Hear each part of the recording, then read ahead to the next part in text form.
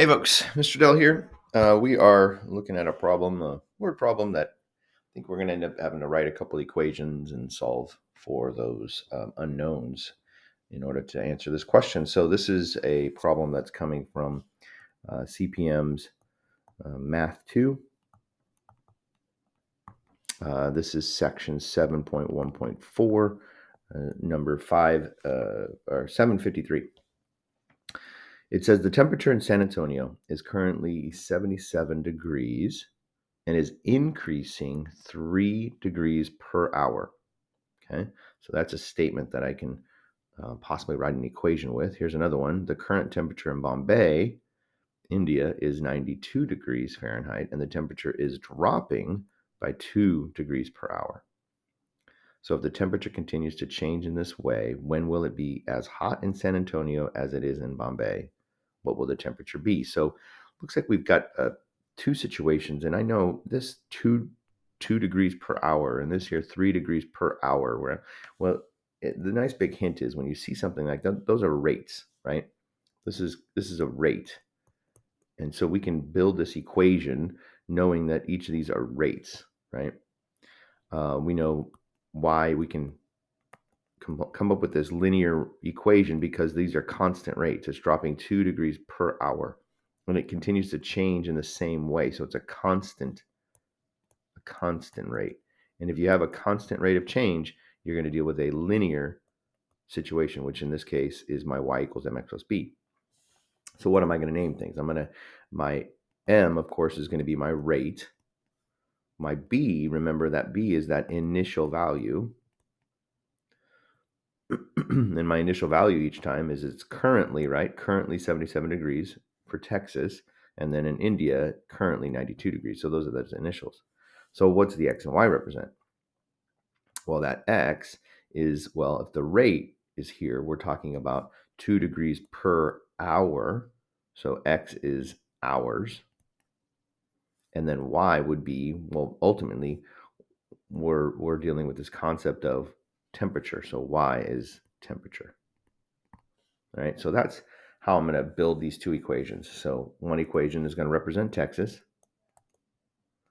So that equation would be y equals, well, my initial rate is 77. So I know it's plus 77. And then I know the rate is 3 and it's increasing. So it's positive. So it's 3x plus 77. So that's Texas. And then India, right? In India, again, y equals, now this rate is dropping 2 degrees. So that means it's negative 2x, 2 degrees per hour. And its initial temperature was 92 degrees. So there's my two equations, two unknowns, right? So when I have two equations, I can solve for my variable when it's asking when will the temperature be as hot? When will they be the same, right? When will it be the same? So you're finding that intersection point of those two equations.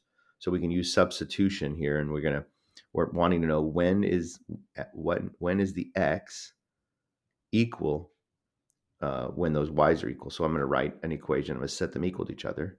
So 3x plus 77 is equal to negative 2x plus 92. And now I just solve for x, right? So go through the process of solving x. You can add 2x to both sides. And at the same time, I'm going to subtract 77 from both sides. I'm going to get all my x's on one side. So I've got 5x is equal to, looks like that's going to be, let's see, 15. Okay, so 5x equals 15. So x is equal to 3, right? If 5x equals 15, then x is equal to 3. So there's my time. So it's x, remember, is hours. So it's at 3 hours, right?